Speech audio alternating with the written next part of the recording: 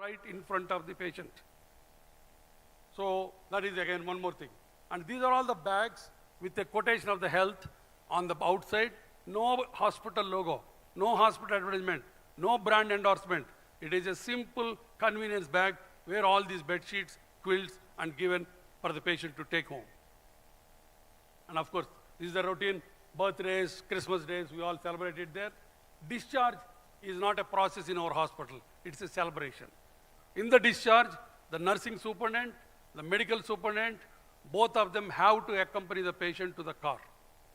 And if the surgeon is busy, he will send a video message saying that thanks for your trust, take care, I will see you later. That message is mandatory. And all these three will be given to the patient, and the discharge package is given, and the patient is chaperoned until the car.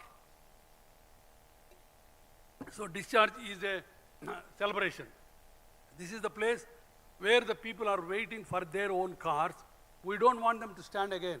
We got chairs for them, and here also we supply coffee and tea. That means we keep seeing wherever we want to pamper the patient, we will pamper them.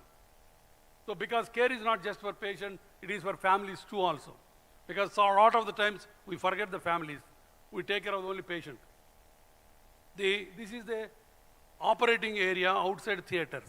All the patients' relatives are waiting here. Here from morning 9 o'clock until evening 6 o'clock, lunch is served. Again, free of cost. Because these people are anxious. They don't know when the patient is going to come out, so they won't go to the canteen also. So again, the hot lunch is served, and you used to give a package like that, but now we are having a fresh lunch with the Apyaya logo on that. And again, how this is going to be transmitted to the lowest guy, that is more important. The apex, we are all fine with the ideas, but end of the day, the trench soldiers are the ones who carry our brand. So these are all the training sessions. Every week, there are 4 training sessions. Every Monday morning, I have one session called Share My Dream. All the employees at that time, almost 300 employees, congregate in the assembly hall, and I address them. Every week, we call best employees, and we see the narratives of the best patients, and we show sometimes the worst experiences like that. So every week, there is a 1 hour Share My Dream. Because unless your philosophy is percolated to the watchman, percolated to the security guard, percolated to the lift girl, these things will not happen. It will not happen in the boardroom. It has to go down to the basement. So again, there are syllabus is there. We created a syllabus, and syllabus is mainly touch points, pain points, and delayed points. Touch points is basically patient journey from entrance to exit. Pain points is where he has to wait, where nobody acknowledges. In our hospital, there will be every desk, there will be one girl without computer, without any phone. Her job is just to look at the people, go and ask, may I help you? So, and we call all the people, this is a quotation, I keep on using them. Wonderful quotation by Martin Luther King.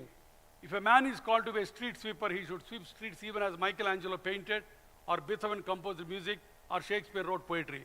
He should sweep streets so well that all the hosts of heaven and earth will pause to say, here lived a great street sweeper who did his job well.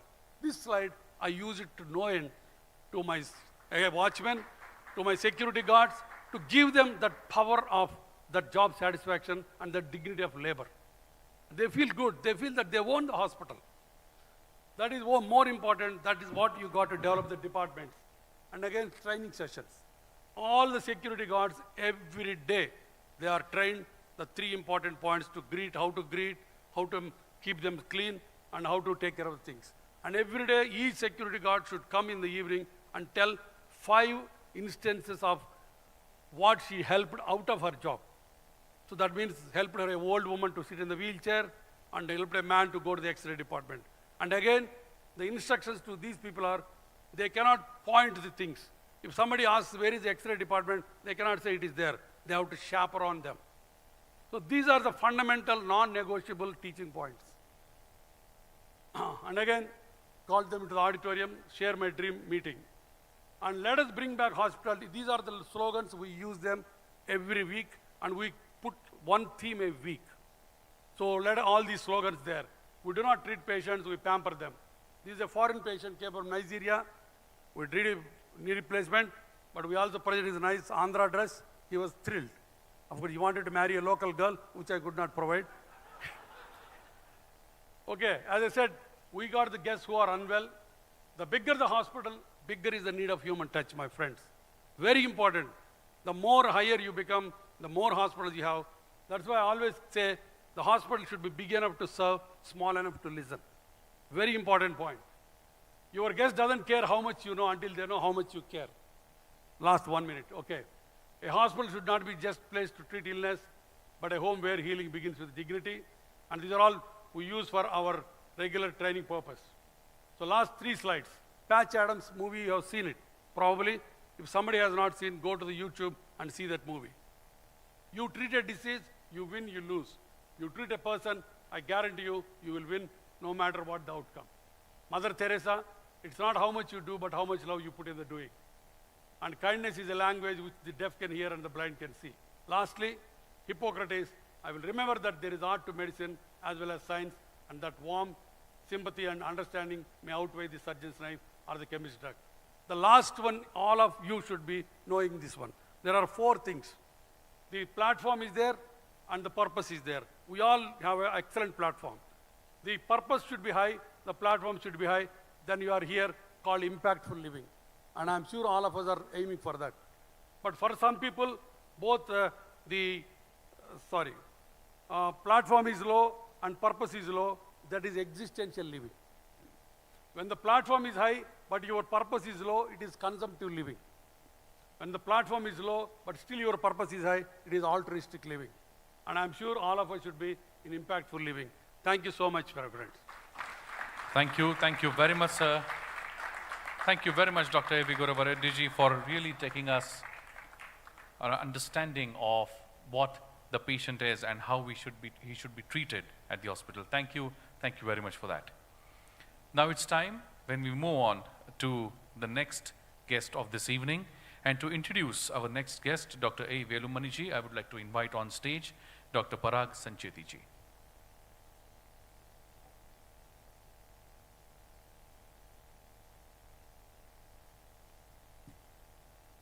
Good evening, everybody. This program is turning out much better than what I thought. It's fantastic. You first heard Dr. Nageshwar Reddy speak on AI. You heard so compassionately Dr. Gurva Reddy speak on the human touch and how you can enhance the patient experience. And believe me, I have been to his Sunshine Hospital and I've experienced each and everything what he has shown in the slide. He does it to the T. So big round of applause for Gurva Reddy for teaching us how to enhance patient experience and how AI can help. So friends, if these 2 doctors in Hyderabad can do this, AI and compassionate patient care and enhancing patient experience, I think there's a lot to learn. And if these 2 things get married, I think you're going to be the world's best doctor. So thank you, Dr. Nageshwar Reddy, and thank you, Dr. Gurva, for presenting to us such beautiful talks. My duty is now to introduce Dr. Velumani. Again, he's a person who needs no introduction. But just to do my duty, Dr. A. Velumani is a visionary entrepreneur who transformed preventive healthcare in India. He was born to a very humble family way back in 1959 in a very small village near Coimbatore in Tamil Nadu. His life began as a son of a landless farmer. His mother used to take buffaloes to graze, get milk, and used to make ends meet. This instilled in him very early lessons of resilience, self-reliance, and frugal learning. He later went for higher education and worked at BARC. Here he worked in the field of thyroid biochemistry, for which he was awarded the PhD. He later formed the Thyrocare Technologies in 1996, and Thyrocare is something which everybody of us knows, and that was his claim to fame. His affordable franchise-based diagnostic model revolutionized thyroid testing, making ThyroCare the largest player in its segment with 1,000 plus outlets across India and abroad. His legacy is marked by scientific innovation, affordable healthcare, which you're going to hear soon, and philanthropy, especially in education and community upliftment. His journey from poverty to pioneering success continues to inspire entrepreneurs across India. A storyteller par excellence on life, career, and business. Dr. Velumani stands as a true catalyst, reshaping healthcare, uplifting communities, and inspiring a generation through action, humility, and humbleness. His legacy is affordable diagnostics and entrepreneurial inspiration.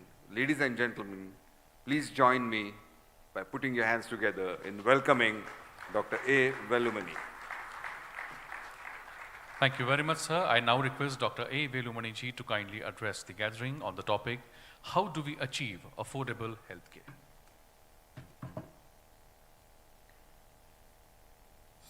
I request Dr. Aditi Karad madam to kindly join us on stage for felicitating Dr. A. Velumani ji.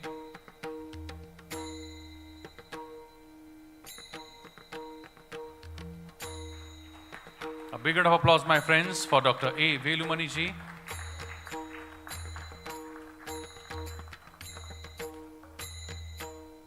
A round of applause once again. Thank you very much. I now request him to kindly address us on the topic, how do we achieve affordable healthcare?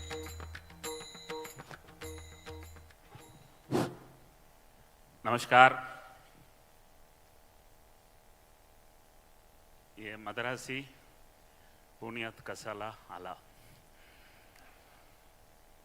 Thank you, Dr. Rahul Karad, who has been my fan, Aditi Karad, for inviting me. Again, I saw all the luminaries inviting me to Pune, so I thought I must come.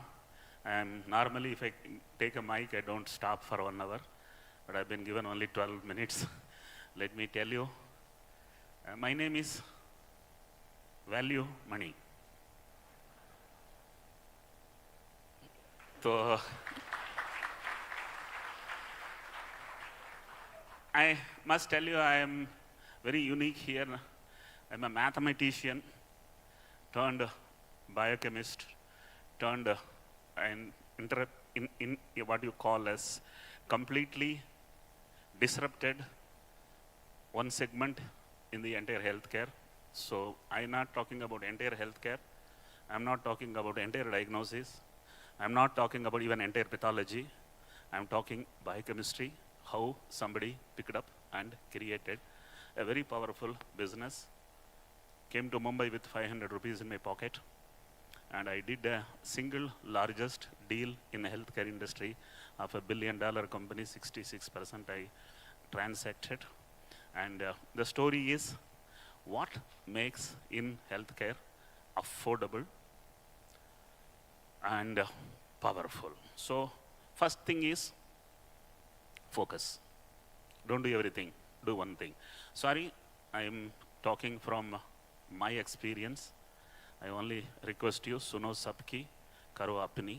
Don't copy whatever I say, because it worked for me, and I'm only telling what worked for me. So focused, I didn't do in the 100 kilogram body, I focused on 15 gram gland, that's thyroid. So much so, I focused, I'm the first man in the entire world who has built a brand around a gland. So that's about thyroid. I must tell you, how did I focus, and as I introduced, I had a PhD in thyroid.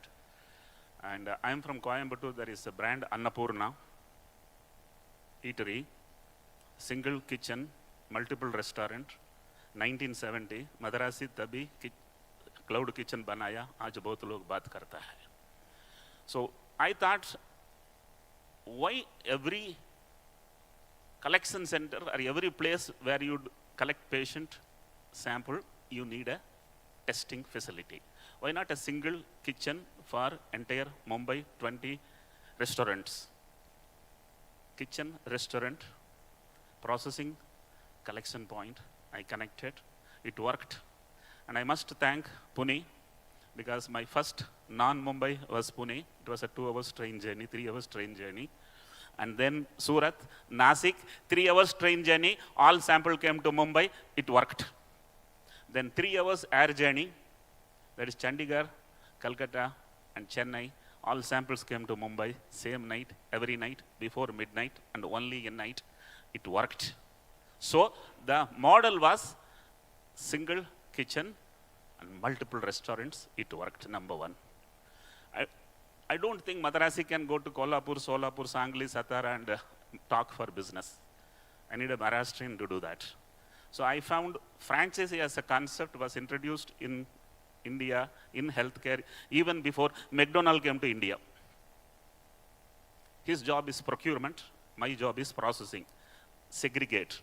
You only do your work, I only do my work. So franchisee concept worked very well. I didn't touch diseases, I touched only disorders. Diseases come, go, but disorders come, they don't go. Disorders means chronic illness.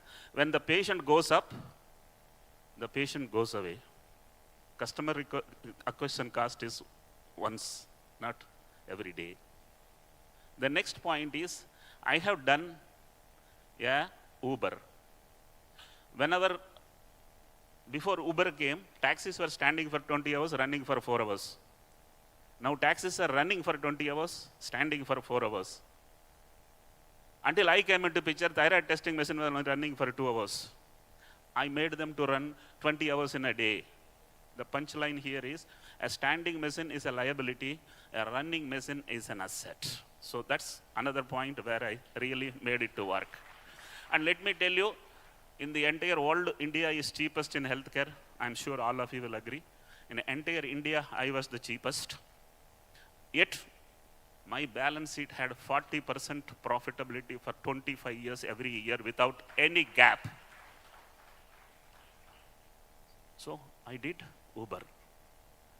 I did McDonald. McDonald does only burger, not masala dosa.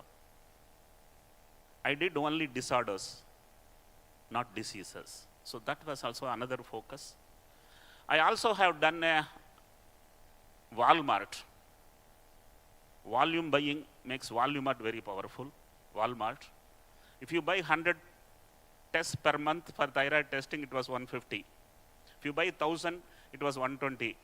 If you do 10,000 a month, it is 90. I did a lakh test a day. It was 30 rupees. So I knew that it works. Vendors in India were from Europe and US. They were overcharging. Until I had put pressure, the thyroid testing reagents were not cheap. Today it is cheap, not only for ThyroCare, for anybody who has a volume. So that's another thing which was done.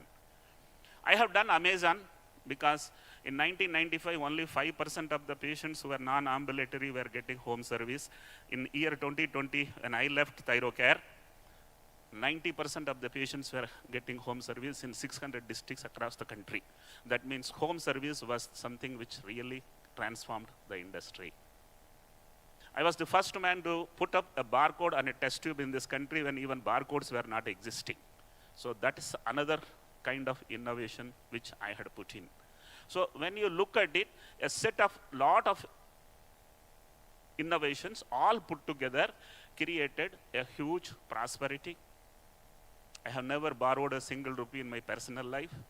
Company was $1 billion company which never had 1 rupee also loan from any bank. Never went to an investor and did a pitching. I never had an itching to do the pitching. I was never called entrepreneur. I was never called startup, nothing. And when I started business in 1996, I'm sure all of you know that there was no computer existing. And I was picking up specimen from 600 districts across the country and brought to Mumbai every night, same night before midnight. Sounds like a Superman. But then when you focus on one thing, you become a Superman. I have seen everywhere.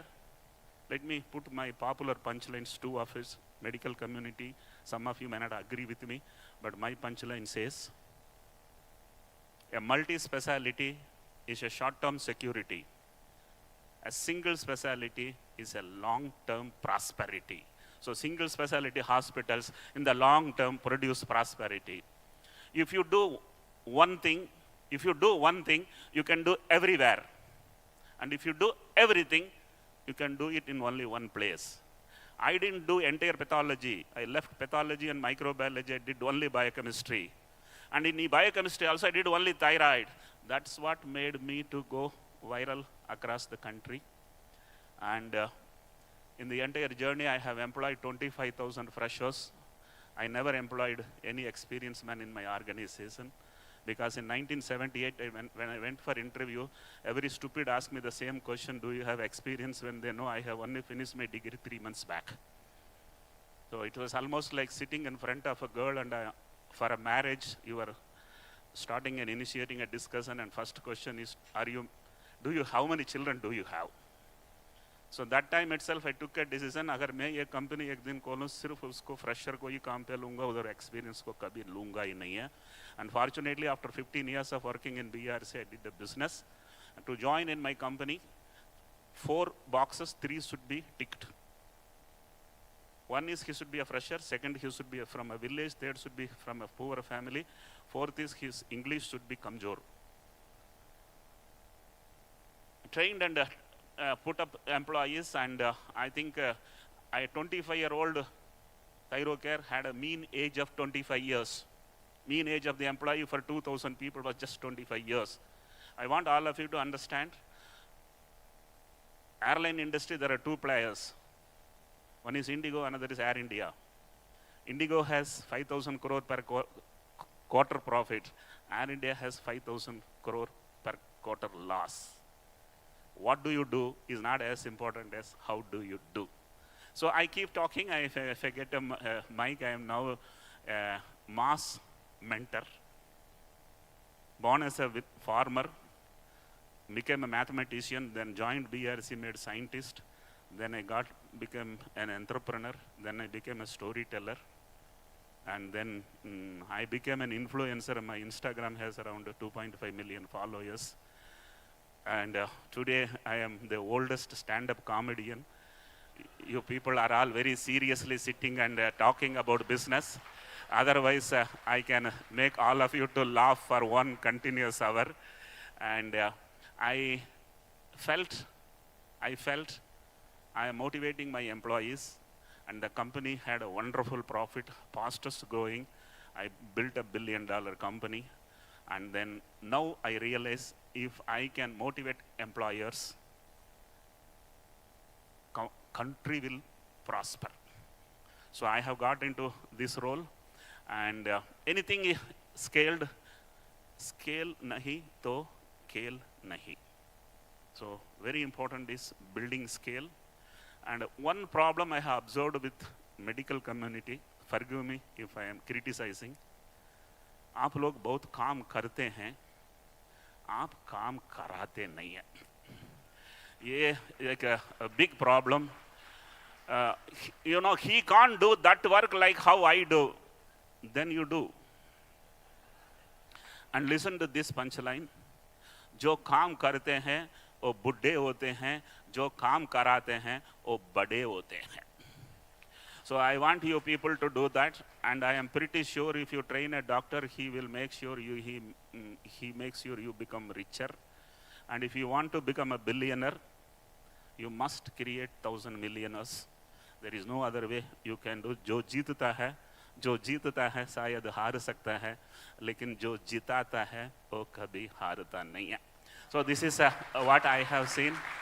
And let me also tell you, you decide in pathology laboratory. I am not talking about the specialties where medical community's expertise is used, formula will not work.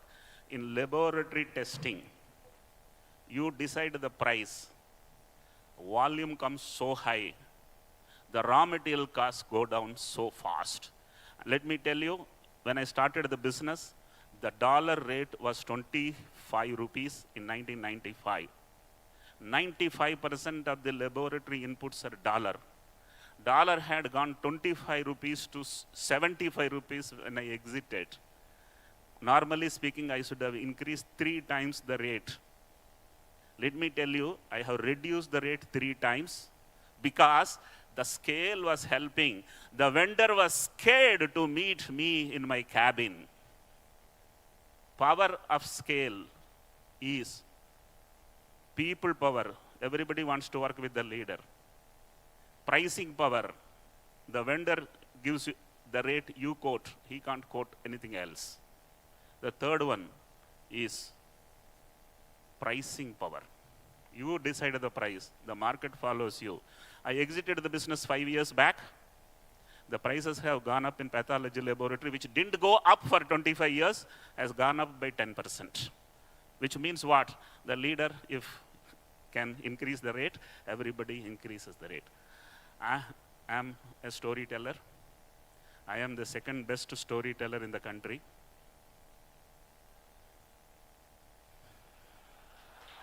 Thank you, Rahul Karad. Thank you, Aditi. If you wish to focus on one aspect of medical business, you think about me, I can help you to create a huge scale and huge prosperity. And let me also tell you, in another 10 years, in healthcare, India will have 1 or 2 top 10 global players. In another 25 years, it is likely to happen. Best brains are there, best technology is here, best solution is there. Indians are very poor in marketing. No one knows that it is so affordable in this country. And once again, thank you, Dr. Karad and Kapil, inviting me for this talk. Thank you, sir. Thank you very much for that beautiful input. It is indeed our honor and privilege to have all these tall personalities here today with us on the occasion of Med Harmony.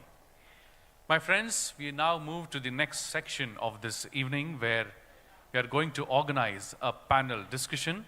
And in this panel discussion, we would be having Dr. Nageshwar Reddy ji, Dr. A.V. Gurava Reddy ji, Dr. A. Velumani ji, Dr. P.K. Grant ji, Dr. Sanjay Lalwani ji, and Shri Devang Modi ji. So, Shri Devang Modi ji is not introduced to us, so I would like to share his introduction with you all. Dr. Devang Modi is a seasoned business leader with over 20 years of experience across financial services and healthcare. As CEO of Bajaj Finserv Health, he has transformed the company into a leading health tech platform through innovations like Arogya Care, which integrates insurance, diagnostics, OPD, and digital health services. Earlier, at Bajaj Finance, he was instrumental in launching 0% EMI loans and expanding consumer finance over 300 towns. Devang is a chartered accountant and alumnus of Wharton and holds an MBA with honors from ESMT Berlin. Passionate about tech-driven impact, he continues to drive a scalable healthcare solution aimed at inclusive and digital-first care. We are indeed honored to have Dr. Devang Modi ji in this evening with us, who would be joining us in the panel discussion. My friends, meanwhile the stage is getting ready for the panel discussion, we would like to share a small video with all of you of Dr. Rohan Khera, who is a data scientist and a cardiologist by profession, is using the artificial intelligence technology created in his lab at Yale to find abnormalities in cardiovascular imaging and so many other things he would like to share with us. I would like to request my technical team to kindly relay the video for us.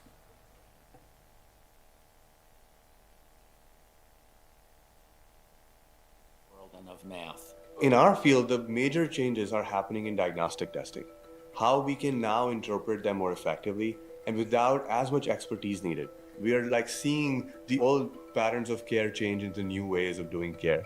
The topic of how is AI going to be used is so interesting because these new machine learning, sophisticated models, they aren't the end of the question, it's the beginning of the question.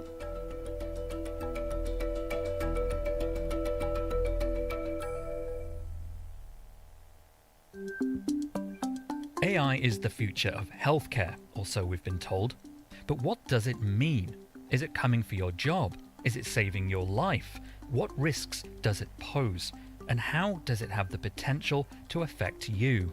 Artificial intelligence has in some form been around for decades, but most people are just finding out about it because of things like ChatGPT, which have come into the mainstream. In healthcare, artificial intelligence has been around for years as well. It's helped doctors transcribe notes faster, it's helped with patient experiences with chatbots, but with generative AI, it's really supercharging what healthcare professionals and scientists are able to do by helping predict future health risks, make diagnoses faster and more accurately, and also helping with potential drug discovery for new novel treatments and therapeutics. The AI boom really hit healthcare in the last 5 years. We've actually been able to transition into having the models or the tools we built to actually work with the data very effectively, and have been able to define new ways to treat diseases, new ways to diagnose diseases, and finally find individualized signatures of how I as a patient or somebody else as a patient would do if they got a certain treatment or therapy. The Gen AI boom is assisting doctors in more advanced ways, but both clinicians and patients are questioning the risks these new technologies may bring with them. I think a lot of people are wondering, what's this going to look like when I go to the hospital, when I go to the doctor? How's it going to be used to inform decisions? What about errors, false positive, false negatives? Who's going to be responsible? There's a lot of questions around this that really begs the expertise of people in different areas. So we have agencies like the US Food and Drug Administration that does oversee certain uses of AI in healthcare. There are also groups like the American Medical Association and the National Academy of Medicine that do put out guidelines and codes of conduct for responsible use of AI. So right now there are experts and there are various groups that are trying to oversee this and make sure that it's used responsibly. So there's this big tension about how AI will affect our workflows. Clinicians have the ability to interact with patients, understand their preferences. So I still feel they'll have a key role to play in interpreting the outputs that the AI technology gives them. While the larger AI labs from Google to OpenAI are trying to disrupt the healthcare industry at large, there are smaller and more focused labs within academia dedicated to applying AI to specialities.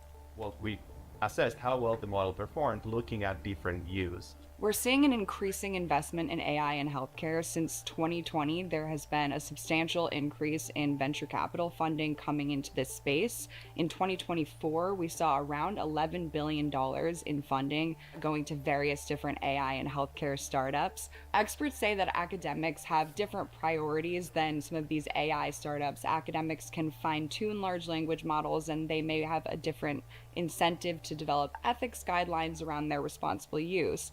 I think our biggest risk with AI is making sure we use it responsibly and consistently. We want people to pursue this creativity to the ends of the earth, but we also need clear processes in place to ensure that before they ever make it in front of a patient, they have been through a series of stage gates and reviews to ensure they are safe, effective, fair, and equitable. Yale has invested $150 million towards AI development over the next 5 years. One of the ongoing efforts at Yale Medicine is the Cardiovascular Data Science Lab. Thank you very much. I'm sure this video would have given us the perspective, the way the kind of investment is happening in AI and its applications in modern medicine. My friends, as you can see, the stage is now set for the first ever panel discussion in the history of MedHarmony as we are starting the new tradition. I would now like to invite on stage the moderators of this panel discussion, and I would like to invite the Executive Director of Vishwaraj Hospital, Trustee and Joint Secretary General of MITES MIT Group Pune, Dr. Aditi Karad on stage, who is moderating this panel discussion. Along with her, we have yet another moderator, the Chairman and Managing Director of Sancheti Hospital, Dr. Parag Sancheti. I would like to invite him on stage as well. And now, it's my privilege to invite all the panelists on stage, Dr. Nageshwar Reddy ji, Dr. A.V. Gurava Reddy ji, Dr. A. Velumani ji, Shri Devang Modi ji, Dr. P.K. Grant, and Dr. Sanjay Lalwani ji.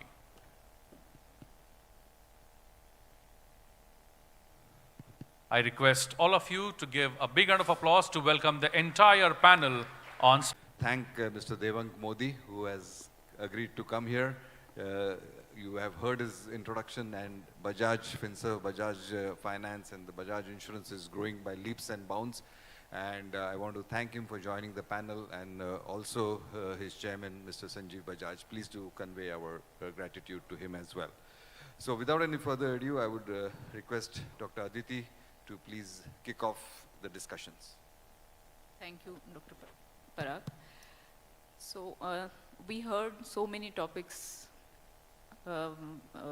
by all the distinguished luminaries here, and AI is coming up very aggressively, all of us know that. And it was very fascinating to see how AIG Hospital is actually implementing AI in day-to-day activities, sir. But still I feel how to change the mindset of the doctors to use the technology, to use the AI, because we still feel a lot of resistance from the doctors. When we communicate to use AI tools in their day-to-day activities, still the way a few people said that there is a mindset, we will use it later. So how to change the mindset of the doctors to use these AI tools in day-to-day operations? So, Dr. Aditya, that's a very important question. When we started introducing AI a couple of years back, we found that the people who are actually taking up AI best was the nursing staff, then junior doctors, and the least compatible people were the senior doctors. The senior consultants were against AI. They said they don't want to use it and so on. But over a period of time, the whole culture changes and they get used to it. Especially we found that certain items like the prism, where you talk to the patient, you don't have to, because the older doctors don't like typing on the computer, and many of us don't know how to type actually. So when they start seeing the advantages of this and start seeing advantages of prescription drugs, how they can do a good quality prescription drugs, slowly they all converted. And what we do is every month we put up on the notice board the percentage of use of AI of different doctors and specialties. So now they're trying to see who gets to 90% and so on. Very nice. Anybody else in the panel would like to have some comments about AI? Sanjay? I And think then so Dr. that Velumani. AI has to be a part in everybody's life. There is no second thoughts about it. If you really want to get AI into a medical section, I think we need to first sensitize the people how AI will help them in their routine work. And I think we have had our short experiences. I'm sure Dr. Reddy has spoken at a big length on it. But I think all the end users, I'll give another example. We did our administrative staff or a back office staff utilization of AI in office work 6 months back, and see the quality of letters which have started going away. PG students for thesis writing, they do AI whether you like it or dislike it, and it's the real. I think AI everybody should know, but the innovation and utilization of AI by the younger minds is going to be a game changer. Dr. Velumani, you have any more comments? Yeah, in 1980, State Bank of India chairman announced, we are going to purchase 10,000 computers. The very next week, all State Bank of India employees went for 2 days strike. Fast forward, in 2025, if the chairman of State Bank of India announces, remove all the computers, all of them will commit suicide. That much AI will be feared, but we will become addicted to it. Yeah. So I have a question for Dr. Gurva Reddy. You know, while so much discussion of AI is being done, you know, I have a fear myself, and this has been also shown by many other doctors, that are we losing that human touch? So what is, in your opinion, how AI, and both of Dr. Reddy's spoke so well, how can you marry a human touch? Because I feel the residents, we have, you know, 650 students who have passed out of Sancheti Hospital. Nowadays, the students, you ask them a question, they go on ChatGPT or Ortho AI, and give the answers, and at the same time, you know, they're not reading textbooks. The patients are also doing that. The doctors especially are getting so much used to AI, and that human touch is being lost. So my question to you specifically, Dr. Gurva, is how can we maintain that empathy and that human touch along with using AI? Yeah, artificial intelligence, academia, all this is brain. And the human touch is the heart. You have to marry the brain and heart. As this in Patch Adams, he says, medicine, surgery, these are all important. But the poetry, the culture, the music, these are important to give the life, the essence of life. So unless you have that empathy and the warmth and that kindness in the heart, you will never be a doctor. Just Anna asked me to share my slides, and I was going to share his slides. So we are going to marry each other someday. We have to. Yes. We have to. There is no powerful force in the universe more than the heart and the kindness. So that is one thing. I'll just let me take your attention to the paper which he mentioned, the Guardian, the article, where he said the AI is more compassionate. Yeah, so but I haven't read that paper, but I was a little surprised and taken aback to see that slide in your presentation, Dr. Nageshwar sir. How can you explain that? Yes, Let me say first, Sure, I don't know. Please. What I understood is the patient phoned a girl, Meera or Hira, whatever. That girl is so suave, so civil, and so courteous.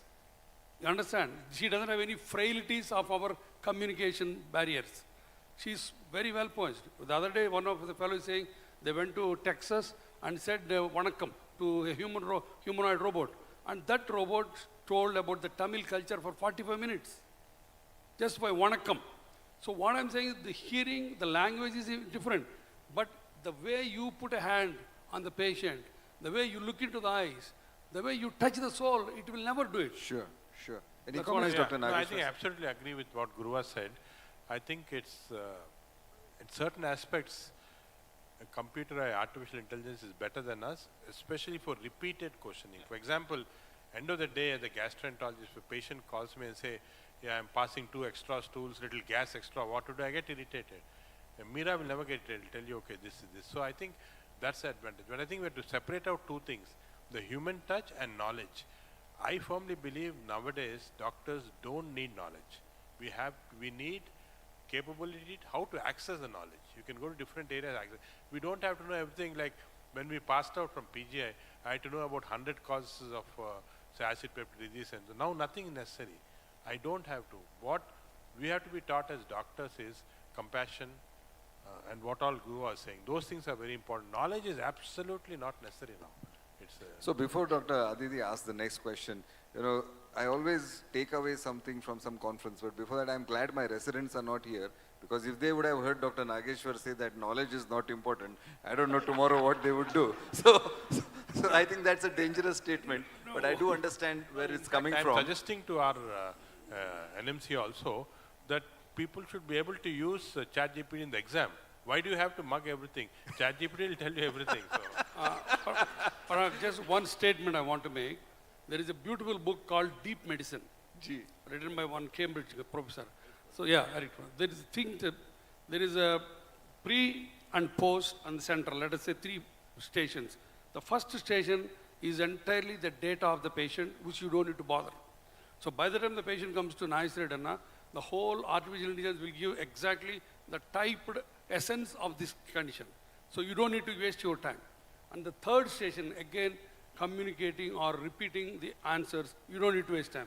Only the central part where you make a decision and use your empathy. That is where you need. Perfect. So what about the threat which many doctors have? In our discussion only you said that maybe the dermatology branch will go away. So many of the doctors, even the diagnostics, radiologists are feeling on the similar lines. So what is your take on this? The threat which doctors are feeling because of AI? No, I think AI, doctors who know AI are going to outlast doctors who don't know AI soon. But I think this certain specialties definitely have disadvantage. Specialties which you can look at a lesion and then, for example, retinal checks. Retinal checks are better done with AI than an ophthalmologist. So slowly that part will go up. Or dermatological lesions which are visible, there AI would be better. I think we have to accept that in certain areas AI is superior in terms of computer vision, and those specialties will definitely suffer. But overall healthcare is going to become better with AI. So Parvez, do you have any comments? See, what we did at Ruby Hall in the last 2 years, we are completely digitalizing her IT systems completely. So everything is on an app now. each doctor has got on his phone a complete app.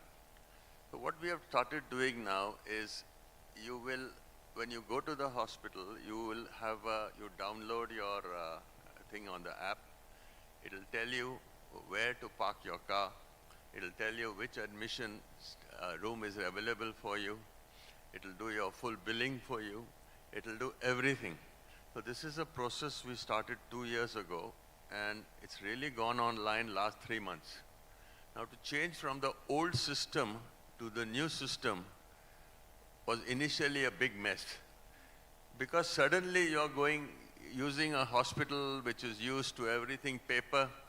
Now there's no paper, there's nothing. Every bed is a computer. And everything is online from start to finish. It took us a lot of headaches in the beginning to change. And we had to work overtime. Reports were going out, not checked carefully, because the entire system had to be redone, which was going on for the last 40, 50 years. And to change it all, but we've done it now, we have mastered it, and now it's a beautiful, fantastic system that's running. And it has really revolutionized hospital. You can even get your menu on that if you want.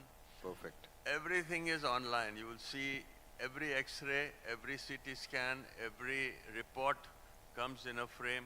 You just punch in. That is going to be the future. That is the future. One more point is regarding... And also medicine, how the patient is getting. You will get whatever each drug the patient is getting. The operator can change the drug online using it if he wants to, sitting in his house. I think so all these new things are coming into medicine. Drug medication is going to be the already biggest benefit of AI. You know, no, actually what we require in this country, very important, I think this has to be emphasized, is that AI should not be used like what we use in other countries. There is a specific areas where health can become equitable. And I'll tell you an example. We have an AI application called Janani Mitra. In Andhra Pradesh, Telangana area, in the villages, pregnant women become very anemic. Deliveries, the maternal fetal mortality is very high. So we looked into this and they're becoming very anemic because they can't have access to health care. So what we did is everybody has a smartphone now in the village also. So we gave these women the smartphone with AI. So she just puts the lid down and then smartphone will tell us based upon the eyelid what is the hemoglobin. And then every day what she is eating on the plate, she takes a picture and AI will convert it into calories, protein, iron. Amazing. It comes to a central command station and immediately we give command, no, you change this, that, change it. And that has dramatically improved the anemic state. Yes. I think we can go to the next topic. Part, yeah. So it's regarding healthcare insurances. Post-COVID, we have seen that there is Mr. a lot Devang is saying, when is my turn coming? You know, he's anxiously looking at us. So now it's all going to be all about you, Devang sir. There is good penetration of the insurances among the population, and even the government is working on Ayushman Bharat. But when it comes to the hospitals, there is dilemma. Private insurances are strongly negotiating with the hospitals to reduce the tariffs, and government is also insisting to implement the government insurance policies where even the cost of the treatment also cannot be met. So in this scenario, how the hospital should deal with these kind of situations where the private insurances companies and the government also are insisting, but we need to reduce the cost also as a hospital, but we are not able to because of this situation. So I think one amongst all doctors, I am in minority, I am the only one not doctor. And this is the big problem for the industry. So Dr. Grant explained what are the challenges for hospitals dealing with insurers. Let me also bring to notice to all the very big doctors who run large hospitals, what is the situation on the other side? In India, not a single health insurance company makes money. Really? I repeat, in India, not a single They're health... recording you.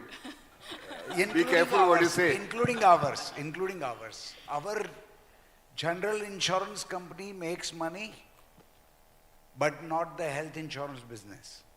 Now, I can share with all of you, IRDAI publishes what is called combined ratio. Claims plus expenses related to health policy, they issue for each and every health insurance company. they issue after 8 to 9 months of financial year getting over. So FY24 numbers are available. FY25 will be published in October to December. And you will see the combined ratio of not a single health insurance company is positive. Star showed little positive combined ratio for last year. This quarter they have turned negative. Now, I'm not saying that they are not making money because of hospitals. That's not true. They are not making money because of lot of reasons. Primary being, in India, we have the lowest healthcare cost. There is no doubt about it. But at the same time, customers' ability to pay the health insurance premium is also extremely low. So customers are very price sensitive. Whatever people are feeling, and it's the truth that health insurance industry is growing, 100% of that growth in last 2 years is only coming from corporates buying health insurance policy. It will be astonishing for everybody to know, since 21, 22, 23, 24, for which industry data is available, retail health insurance life covered is stagnant. This is IRDA data, so all insurance companies have to submit their data. It's not grown at all, but lives covered by corporate insurance and government insurance is growing rapidly because there is much more formal employment now. Most of the GCCs and all the American employers cover their employees very well. So there the premiums are growing rapidly. In retail health insurance, the growth of the industry is only because premium is growing. Now, it's not it's a convoluted situation where any industry which is growing will have those issues. So one side I am saying healthcare is very, very inexpensive in India, which all of you deliver. Other side I am saying still health insurance industry is not making money, which is both facts. I think in my assessment... So where are we going wrong? Yeah. In my assessment, the largest challenge is the relationship between health insurers and hospitals. Yeah, very important. So now I can't say that because I am 5 years in the industry, that I am also part of the problem. Problem is insurers... Now we will stop the camera now, you say the truth. No, Whatever you feel, you I'll say. tell you the truth. The issue is insurers feel that hospitals are cheating them. Hospitals feels insurers are cheating them. Absolutely. Tragedy is the patients or the consumers feel both of them are cheating. This is not, I am not yet motivational speaker. but you were I like that word yet. Near comedian. I do share what he told is the best motivational speaker of our country, at least his name. Yeah. But on a serious note, at least the last name, yeah. On the serious note, this is the problem in my view, the resolution where we are going wrong, is insurers are very important part of health system. There is no health system without providers or hospitals, right? There is no health system without them. The relationship between these two is where the solution lies. Probable solution lies. Both insurers, while our group has an insurance company, I have got our group into TPA also now, which is also very important part of this ecosystem in our understanding. Everybody will have to walk two steps to make it happen.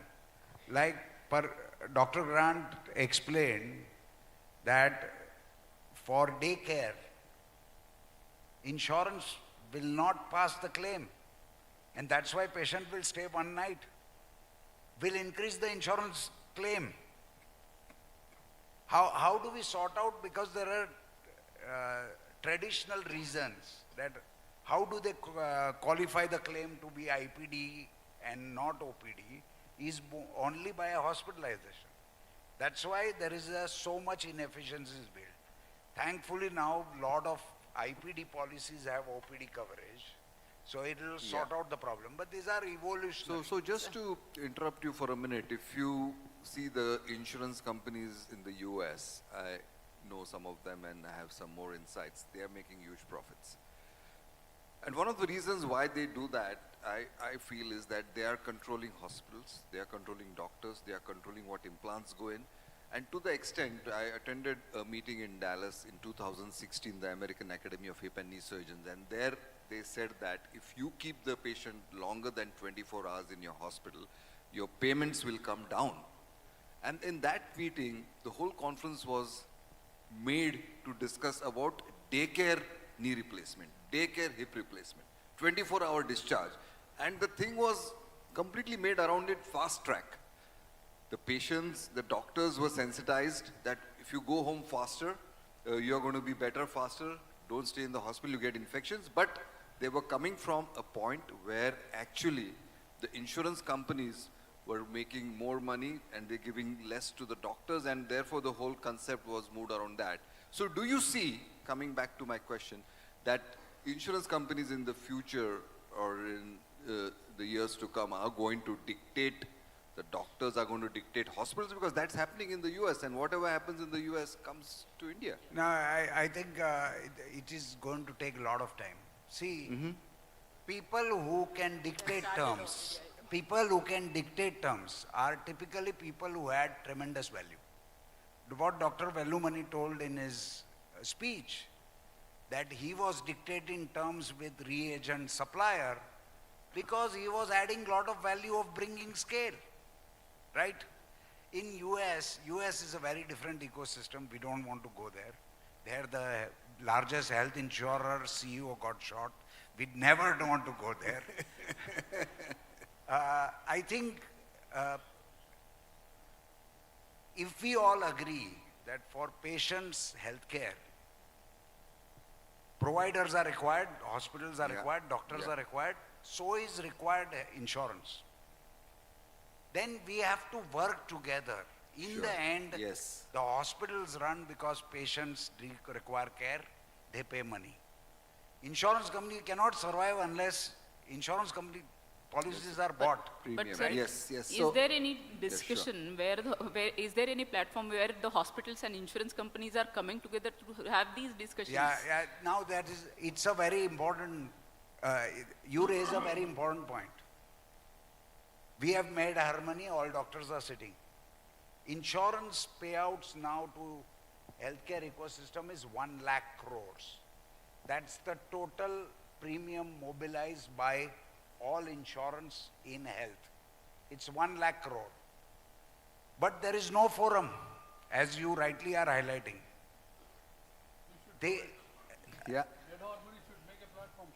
I think where we get these two on the board. I think there has to be a platform, there has to be more dialogue. Besides dialogue, everybody has to walk 2 steps to the point you are saying.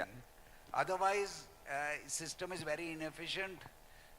Not a single hospital is happy with the insurer, not a single insurer is happy with the hospital. Dr. Vellumani wants to say something, and then we'll have Dr. Guruva's comment. Yes. Yes. I think this 3-word answer he should have given. Apna time aayega.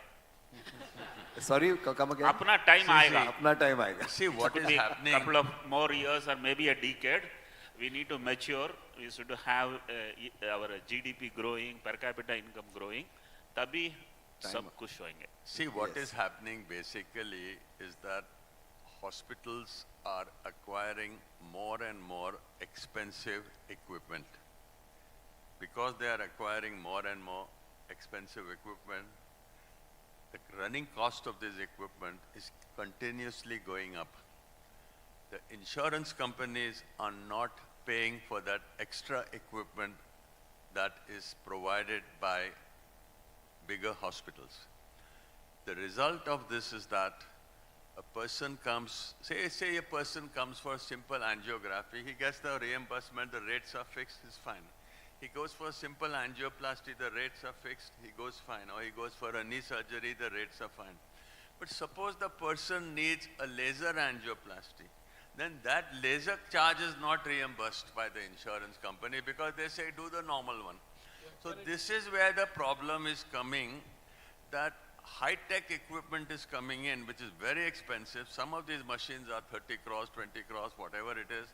And the insurance company will say, Baba, ye mat karo. This is not in our book. Our thing is simple, 1, 2, 3.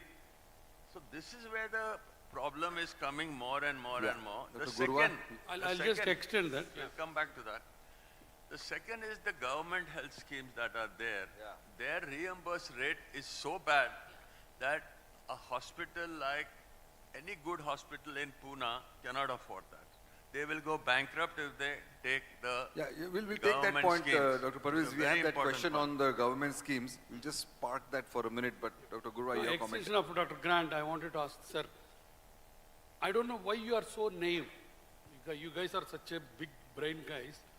You reimburse the third grade non-scientific scam of the century, PRP stem cells for arthritis, and you don't reimburse for the robotic surgeries.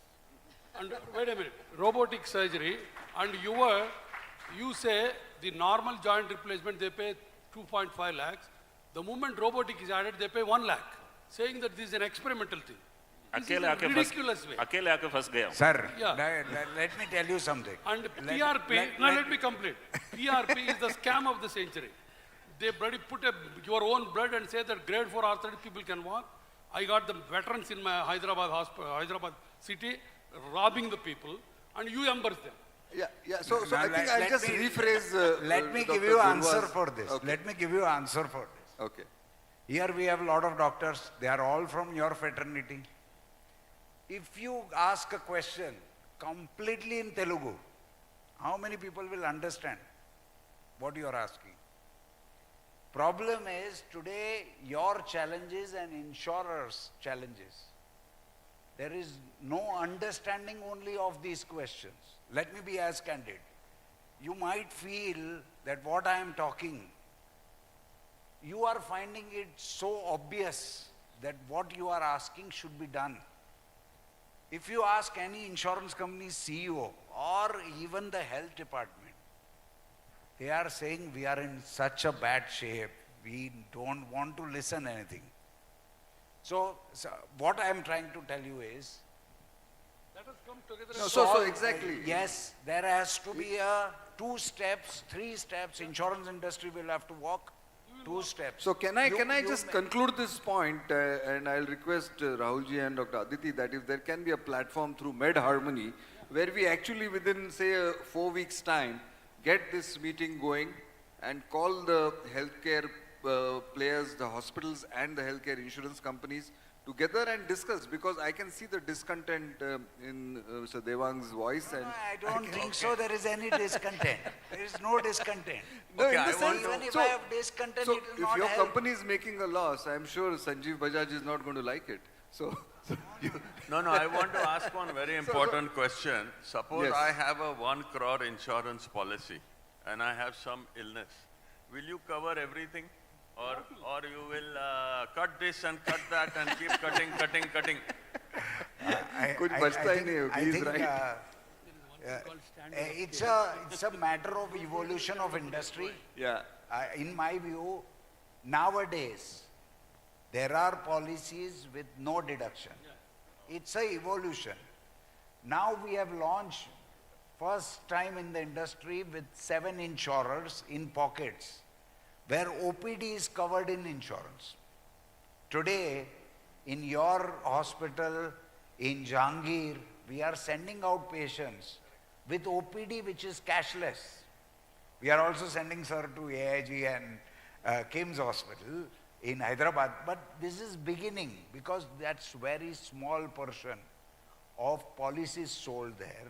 So it's a matter of evolution, it will happen. Yeah, so let's go to the next question and I'll Yeah, request. I think about, you were saying about the government scheme grants, sir, and we, as a hospital, we are facing a lot of challenges because the cost which has been reimbursed by the government is hardly, and that also it's delayed reimbursement. So how, what is your thinking on this, and how we should deal with this kind of situation? How we should, we as a hospitals coming together and talking to the government? Let me tell you very clearly. So this is a very pertinent question because in Pune we are being now compelled and forced to take schemes like these. In a place like Pune, or Bombay or Delhi, is not going to work because the rates are too low. Unless they increase the rates by at least 3 times, this scheme is not really going to work because all the hospitals that take it will go bankrupt. And this is a fact. So, though the government is wanting us to take the government schemes, and there's nothing wrong in that because it helps the poor people as well. But if we take those schemes, we will find ourselves unable because our running costs are very high in metro cities. You see, take Ruby Hall example. I've got 20 people working or 25 people working in Mediclaim. You know, all their salaries have to be paid, their running costs. Then there are a lot of people required to maintain certain standards which are expected, which the PMC will force us to do.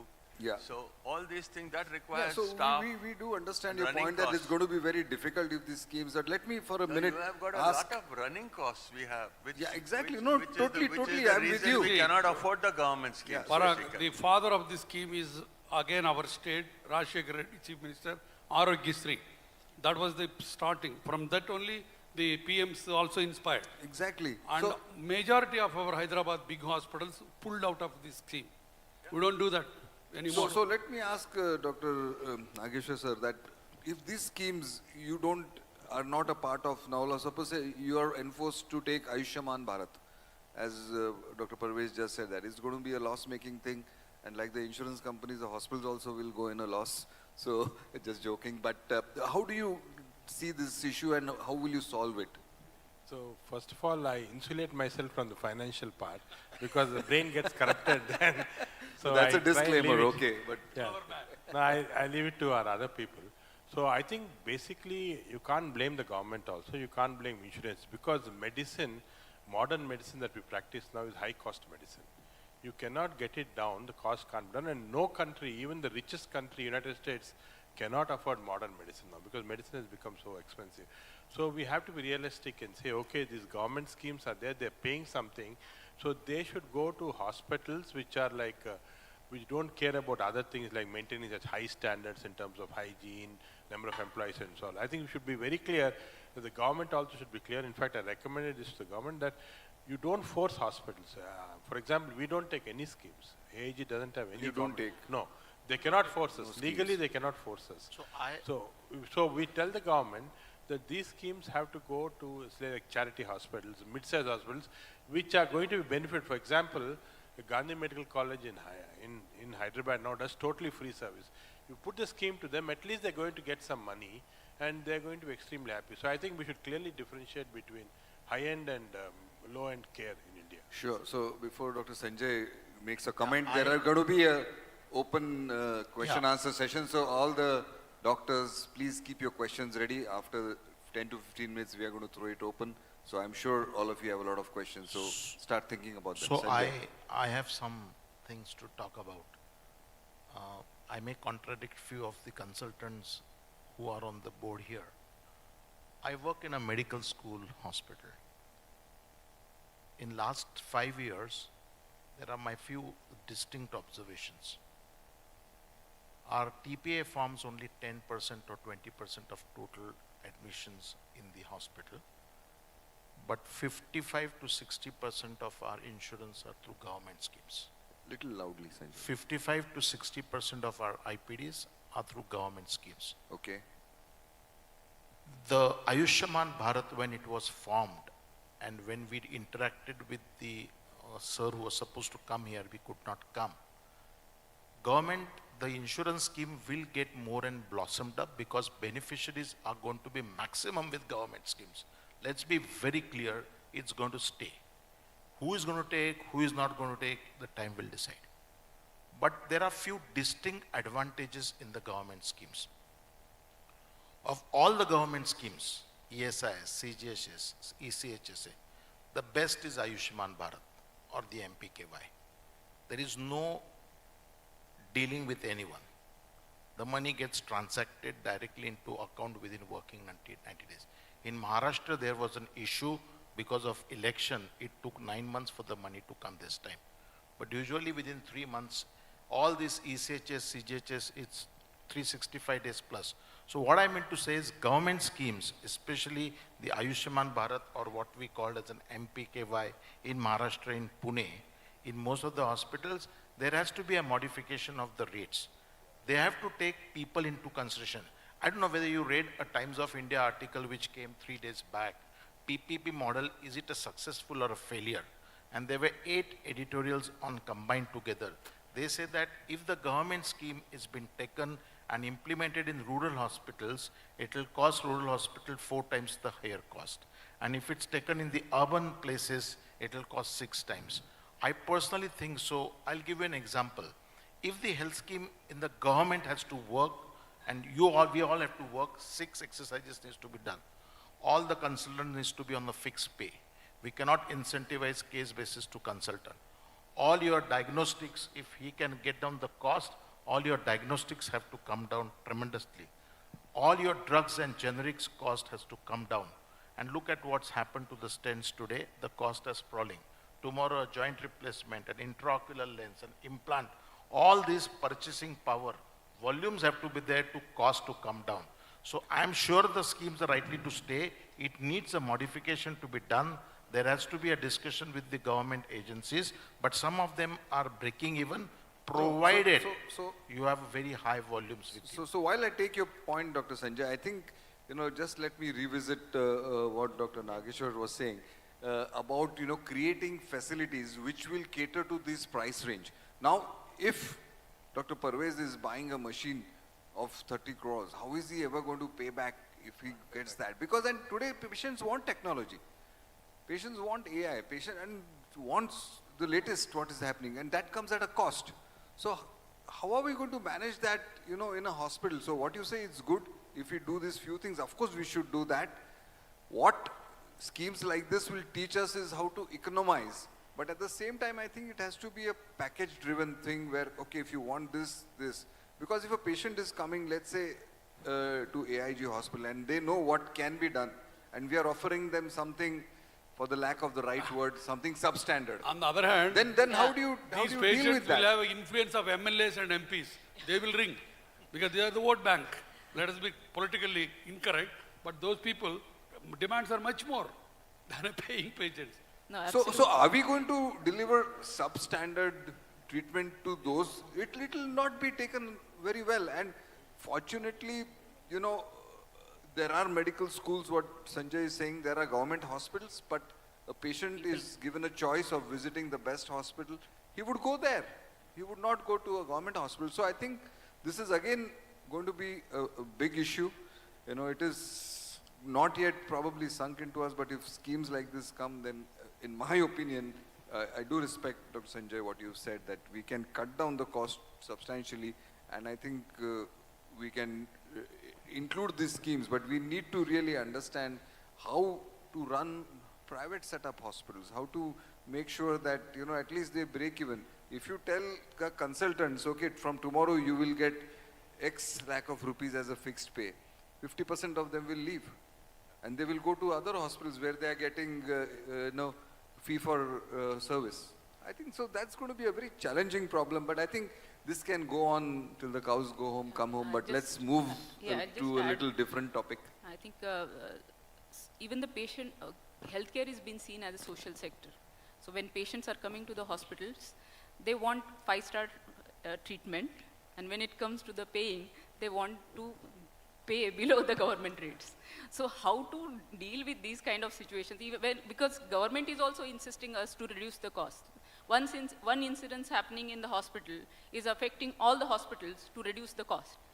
So what is your take on these kind of incidences and how we can make sure, how to change the mindset of the patient? Ki if you want, when you are going to a 5-star hotel, you are ready to pay 25,000 rupees a night. But if you want to go to a very good hospital with a high-end medical technology, you don't want to pay. India is the only country where patient demands healthcare at a 5-star because of the press, half of the press. They think it is an altruism. Because every doctor is a giver without expecting anything. Hospital is a giver and no questions asked. Because we are a soft target. Basically, we live in the hospitals glass are a houses. soft target. Yeah, we are the... And a lot of politicians also come into the picture because they want to show to their constituency that they are doing something. So you go to this hospital and ask for free treatment. But in the end, who's going to pay for it? There is a cost. Exactly, why doesn't the government... I'll tell you, the medical fraternity is the loneliest community in the India. Tell the hotel industry, People okay, don't trust Ayushman us. Bharat scheme to be put into Ritz-Carlton. Will that work? Anybody can come in and stay here at 20,000 rupees for... Can I say something? That's not happening. So I don't know where we are going. But anyway, we have less time left. After Devang's comment, we are going to throw it open. So please keep your questions ready. Yeah, all these points are valid. But for that, in my view, in India, we will require a little differentiated approach. I'll give you one illustration. How much do we pay for our broadband connectivity today? I have a son studying in London. He pays 15 times and his connectivity is not as good as what we get, all of us. To be precise, I pay 350 rupees and I get unlimited broadband on my mobile phone. 350 rupees per month, unlimited broadband. My son takes one bus in London, he pays 350 rupees. Only one stop to another. Now, I think that is the function of volume. Remember, we all get a lot of connectivity and both telecom companies are making money. Sure. It's a function of volume. Now that will happen in India someday. But right now also the cost of treatment in India is very low as compared to all big countries. That's what I'm saying. Exactly. But if volumes go. You're right. Knee replacement here is 10 times or 15 times cheaper than in America. Absolutely. Same implant, same expertise. Absolutely. Yeah. Same implant, better expertise. So let's, with that, get into more questions. I'm sure all of you have questions. So please, can we have some microphones being passed? Where are the mics? I don't see the people with the mics. Yeah. Please, Dr. Dasmit. I'm a pediatric surgeon.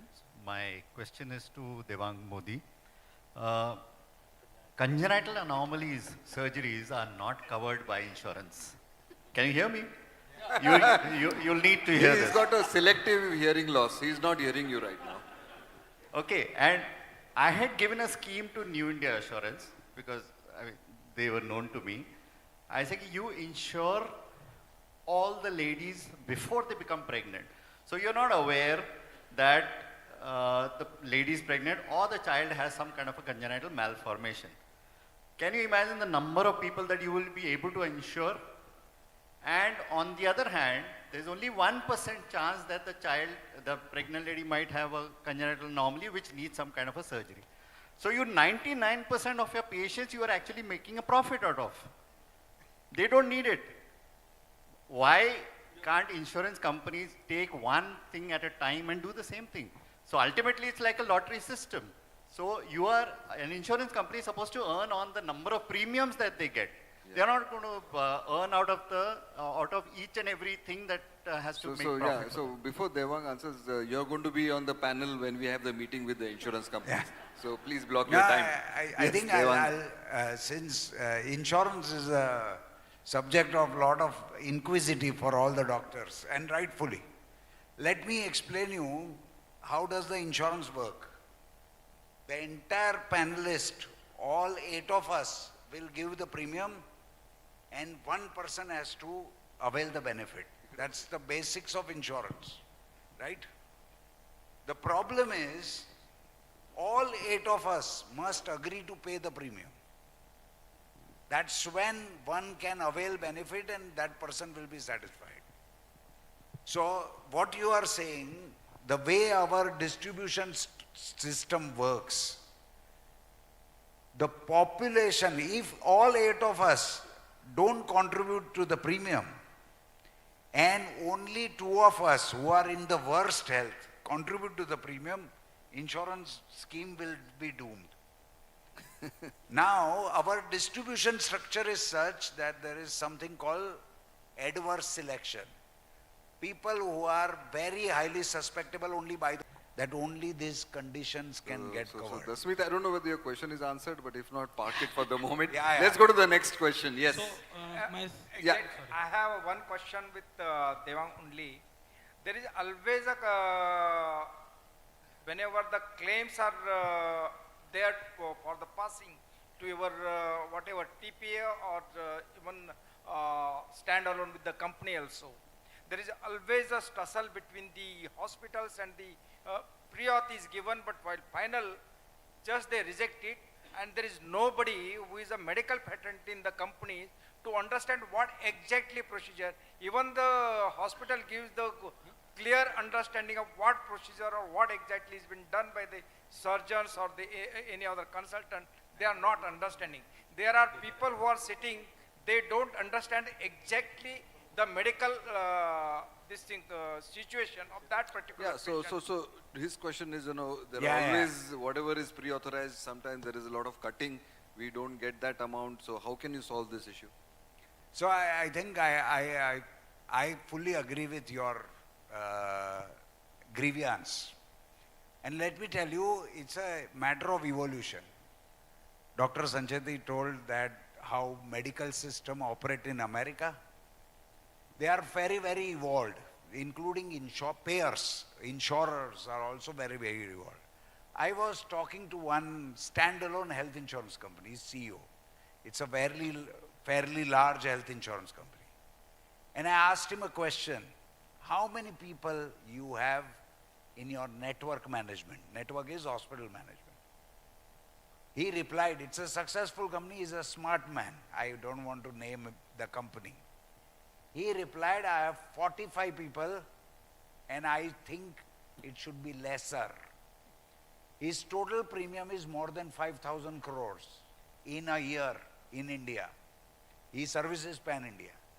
He told me I have 45 people and it should be lesser. I said, what are you saying?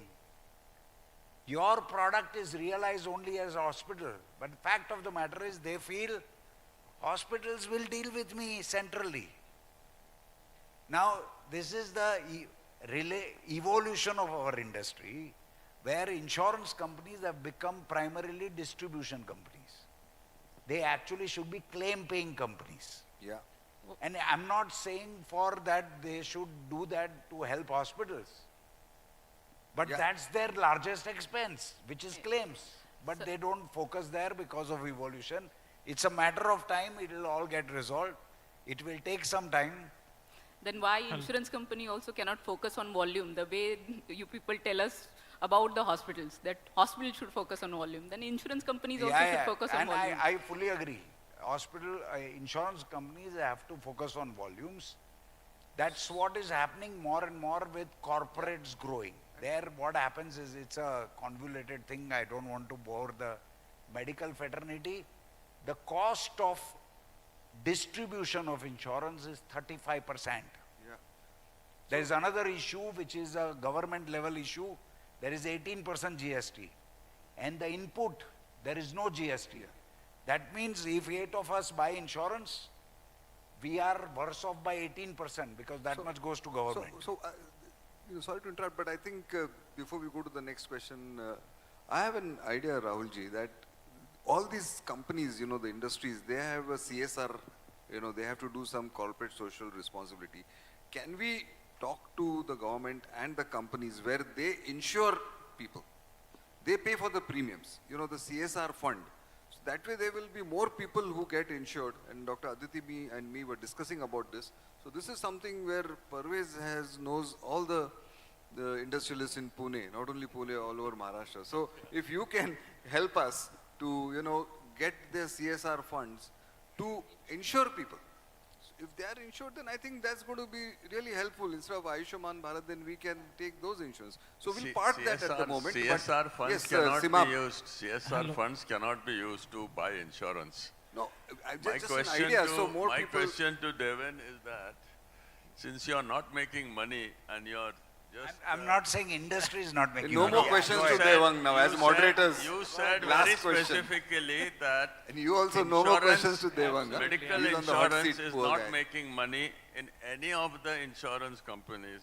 Then why are you doing this business? You should close it down. Parvez ko de do. Parvez will take over your company and you take over Ruby All.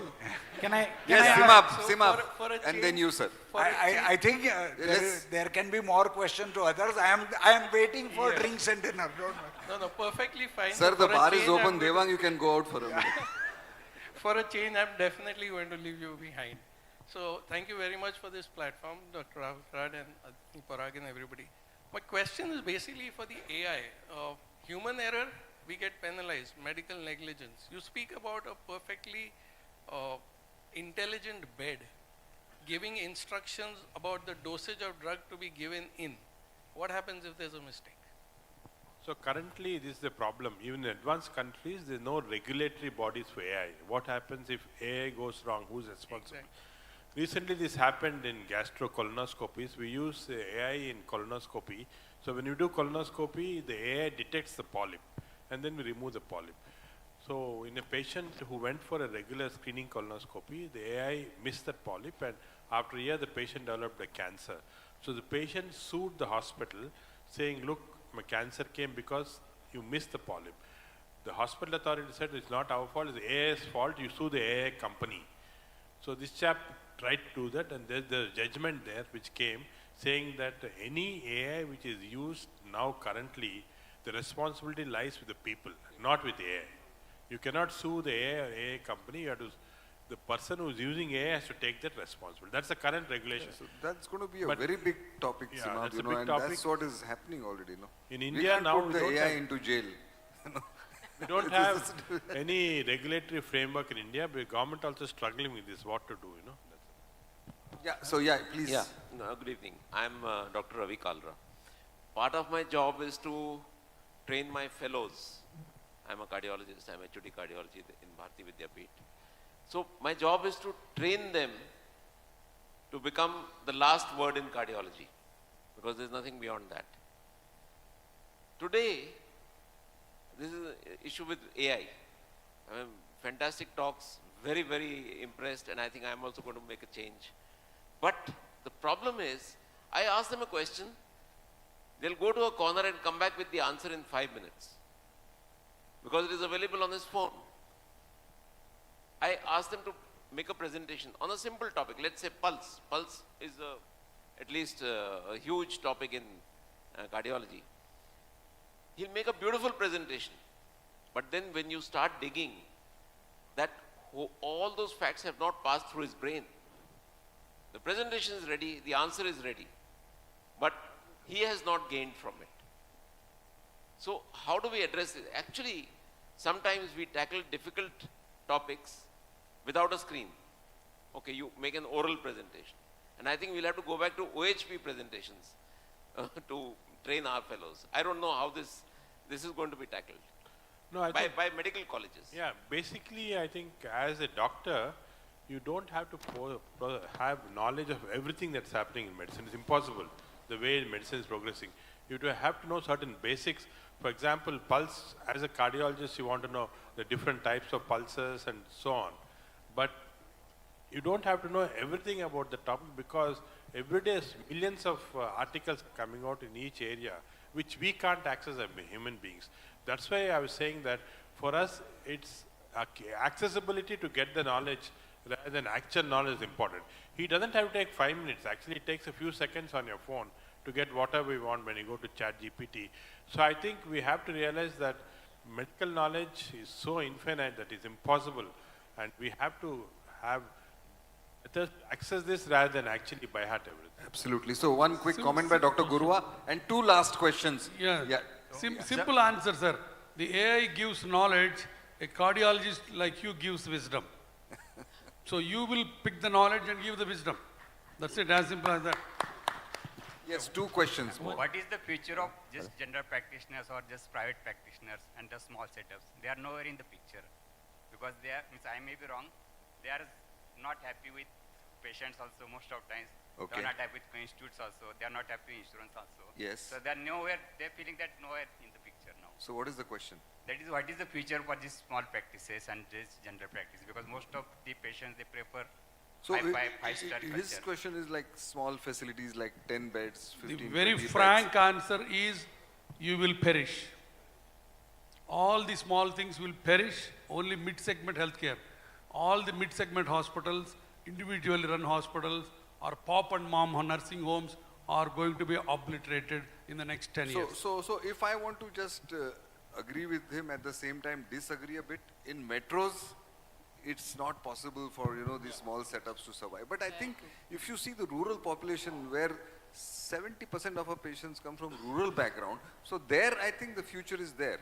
They have to have these small setups. If they close down and the super specialities or the chains, have you heard of any chain of hospitals which is going into the rural areas, going and practicing in Ambezogai or Sangli? You never heard of such things, so that is lacking there. So there is a future there, but I see your point to the extent where, we have to again take it up. I think that's going to be The problem very, very is, important. Bharat, for him to go to Sangli, his son won't allow, his wife won't allow. They have to have the best education in Pune. That is the biggest bugbear of the healthcare, inability to go to tier 2, tier 3 metros. The family doesn't allow you. They want the best education. The last two questions. Hello, sir. Hello. I see many hands up, but Hello, Dr. Jalil here. Sir. So the question to Yeah. Before Mr. that, Modi, just sir. Velumani sir One has minute, a 1 minute. comment, quick comment. The income of the population is a pyramid. The rich is in the top, the poor is in the bottom.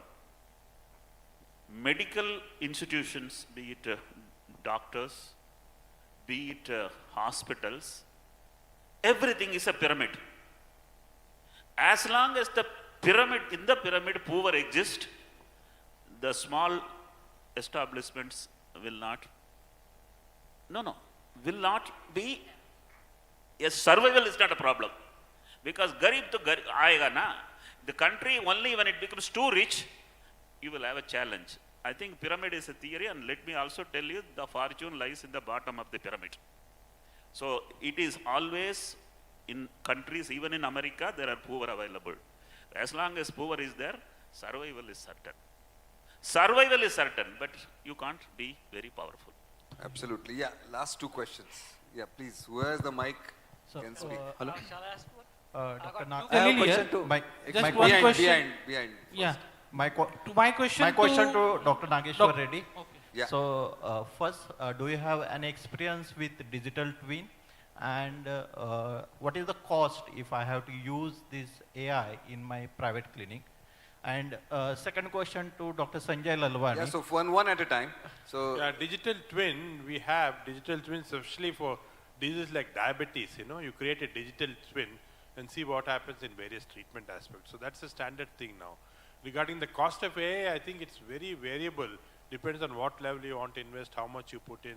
Like we invested in 40 Google engineers or Amazon engineers and huge equipment, everything is very expensive. But you can go very small. You can say even put in 5 to 10 lakhs and create a nice AI environment in your place, small place also. So it's very variable. Hello, yeah. So one second question from me. Dr. Jalil here. Wanted to ask one question about to Dr. Mr. Modi sir. That neonatology. Mr. Modi gets no more questions. I'm sorry to say this, but it's a part and parcel of a small question. Joking. So neonatology is not covered in most of the insurance. The reason and any way forward for the same. Lalwani sir will agree with my question if. Sorry. Where is the question? Who is asking? I'm standing at the last this thing. The question is neonatology or just post birth. Most of the things are not covered.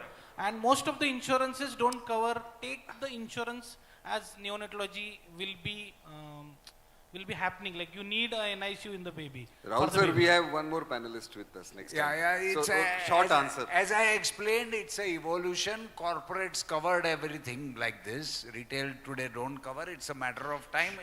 It'll get your priced question. So I personally think so, because maximum questions will come to him, because it's finance and insurance and private hospitals. But believe me, the insurance sector is undergoing a metamorphosis. As the country's GDP goes up, people start paying more corporate people, more sensitization. I'm sure the insurance section will evolve, but we need to create a platform where the medicos and the insurer people can interact and come to some conclusions. As Velumani sir said, "Tumhara time aayega, abhi thoda ruko." Yes. I got two questions to Modi. He's bad. Sir, you go out. See now, look, I am an ENT surgeon. There's a lot of surgeries can be done on a daycare center, you see. Patient can be discharged same day, but some surgeries are not covered by the insurance company. They say, we can't give you. Why do you expect patient to remain 24 hours in the hospital if the patient can be discharged same day? This was already been asked. That's number one. Number two, why cosmetic surgery is not covered by the insurance company? I think we'll answer this after You Sitar. can ask this After question Sitar. at the bar. Hello, sir. Sir, my one question to Dr. Gurwar Reddy, sir.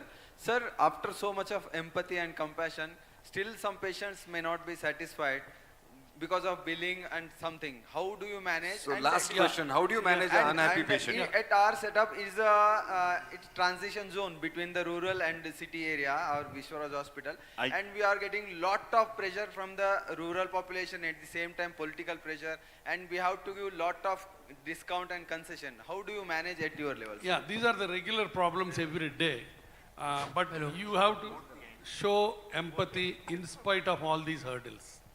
If empathy is not conditional, empathy is not topical, and empathy is not on a mutual agreement basis. It should come from the heart. It looks very fancy when I speak here, but it is possible. That's what I'm doing. I face these problems. Once I treated a patient for 6 months without taking a single penny for his compartment syndrome. He went to the television station, 6 television stations, and ranted about that I am a killer for 1.5 hours. But it's okay, still you have to do it. Yeah, hello. So I think it's a great discussion. Let me tell you, all the employees are not happy. All the customers are never happy. So you need to manage how to manage in spite of all these things. Wife is not happy? Oh, I wanted to tell, but then it looks like I'm gender biased. I wanted to tell all spouses are not happy. Yeah, so I think, thank you for all the dignitaries for such a fruitful discussion. And this is the end of the panel discussion session. Thank you very much, all the panelists. Thank you very much. There is only one person, I request everyone to be there because there is only one person in the panel who's not being felicitated yet, and he was the only person who was bombarded the most with the questions, and he's not being felicitated yet. So I request the dignitaries to join hands to felicitate Shri Devang Modi ji.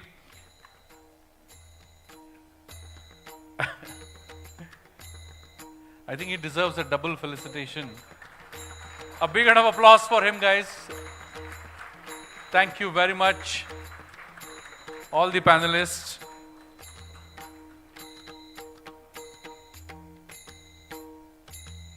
A beautiful photograph. I request everyone to remain seated for a couple of more important things. Thank you very much. I request everybody to remain seated for a couple of minutes more. And now, before I can, yes, panelists are requested to be seated in the front row. Upstairs? Gurva, please sit here. Parvez. Okay. Sanjay. He wants to be on. 5 minutes more. Please be seated. I would like to request the Executive President of MIT World Peace University and founder of NLC Bharat, Dr. Rahul V. Karat, sir, to kindly address the gathering on the continuation of this vision of Med Harmony.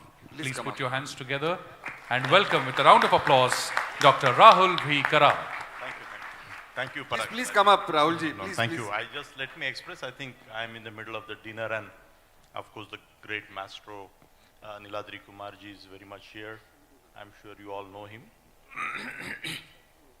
Today morning I flew from London, and for this program we were quite keen, and first of all let me express my gratitude for me and Dr. Aditi, Jahangir sir, Dr. Grant and Parag ji, Prayag sir, Kulkarni ji and everybody, you know, Lalwani ji, we all came together. You trusted this vision.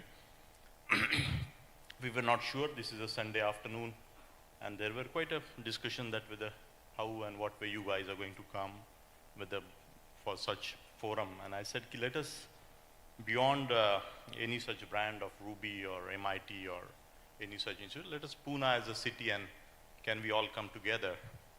And what little experience because we all are talking about the governance, the health, the medical education. We have two medical institutions. I was sharing with Reddy ji, Nageshwar ji, that I myself feel so unhappy many a times because, you know, crores of rupees donations and the capitation, whole country, the medical education is a curse. Sometimes I feel it is a curse, and at my end also, while running, and how and what way the solution we can take out. And this is a solution finding platform, and I'm very happy Mr. Modi, everybody is asking a lot of questions.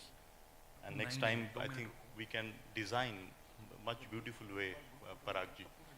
And some system has to be planned, and solution-based conversation. Prime Minister Modi ji, last term, I think they tried working hard on that mission of medical education. In last 5 years, 40,000 new seats are added. I was expecting much more work to be done on healthcare and medical education, but I think next 5-10 years down the line, particularly we because our output is you guys, I mean the doctors, engineers, we are producing through our system.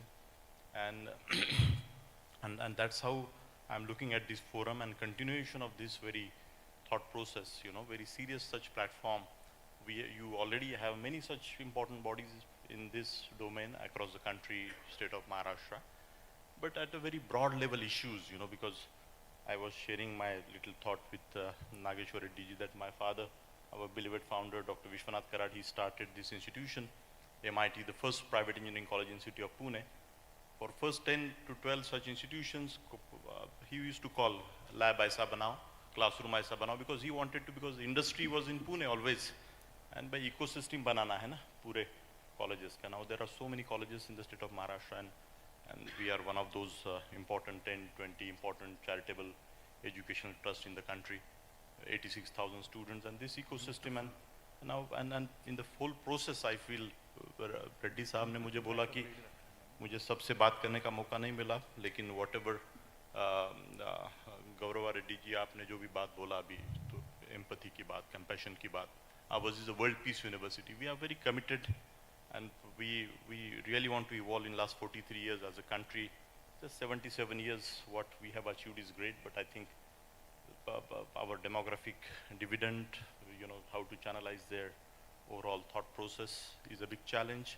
And as a education system and as a capacity builders in the country, and education is such a important thing, what I feel. So without taking too long, I request all the organizing committee members, Dr. Grant, Dr. Jahangir, Parag ji, Lalwani ji, Prayag sir, Sanjay Kulkarni ji, we all have discussed how and what way this particular foundation society, whatever you further design, you all, you know, and I really wanted to really avoid today because I said to Dr. Aditi that this forum should not be looked like, you know, Ruby forum or Sanchiti hospital forum or any such hospital.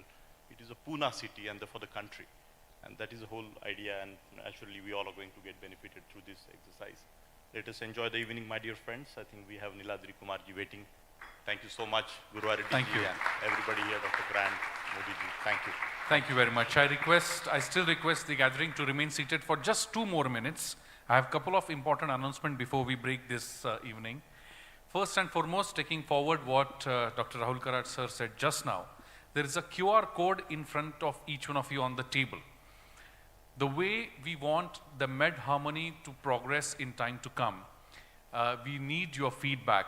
Your feedback is going to help us understand what exactly your feelings are, your thoughts are, and by compiling them all together, organizing committee would be able to take Med Harmony to the next level. So it's a sincere request to all of you to please scan the QR code before you leave this hall this evening, so that we'll come to know what exactly your feelings are. Second most important thing is, after we break and we go outside this hall, there are video bites, there are cameras kept there. So we would like to take a couple of minutes out from your schedule, and we would request you to give your video bite to the camera. It will help us preserve your thoughts and take them forward in gatherings to come of Med Harmony. And ladies and gentlemen, as we approach the final segment of this enriching evening, allow me to give you a glimpse into something truly special that awaits for all of us. In just a while, this very stage will transform not into a platform, but into a dialogue of sanctum of melody and soul, as we welcome none other than Pandit Niladri Kumarji, one of India's most celebrated sitar maestros. He's a fifth generation sitarist, and Pandit Niladri Kumar is not just a performer, but he's a music visionary. Having tuned under the legendary Pandit Kartik Kumarji, he blends the purity of classic tradition with the energy of contemporary expression. He is also the creator of Zitar, a revolutionary fusion of sitar and guitar, which has mesmerized the audience across the globe. His performance is going to leave us spellbound, so I would like to request each one of you to take a short break of tea or coffee of refreshments of 20 minutes and get back here for the session. But before we break, I would like to capture a beautiful, memorable photograph, because we all have gathered here for co-creation, breaking the boundaries of departments and specializations, and coming together to create new future. So I'm going to request everyone present here today to hold the hands of everyone who's sitting on your left hand and right hand side. As we rise up in our seat, I'm going to request all the dignitaries to come down forward. Let us rise in our seats, hold the hands of each other, hold them high in the sky as the photographers would capture this moment from the stage. So I would like to request everyone to join hands, rise in your seats, join hands, hold your hands high in the sky, everyone across the fraternities coming together for the very first time in the city of Pune. My friends, this is the first ever photograph being taken in such a beautiful gathering where the entire medical fraternity, the CEOs of hospitals, medical directors, deans of medical schools, and multi-speciality practitioners coming together. A beautiful confluence of mind, Med Harmony 2025. A big round of applause for each one of you. Thank you very much. Let's take a quick break of 20 minutes and get back for the musical expression. The organizing committee and faculty members are requested to come on stage in the front of stage. The faculty members and organizing committee are requested to come forward. Rest are requested to kindly enjoy the tea or coffee, and please get back in 20 minutes.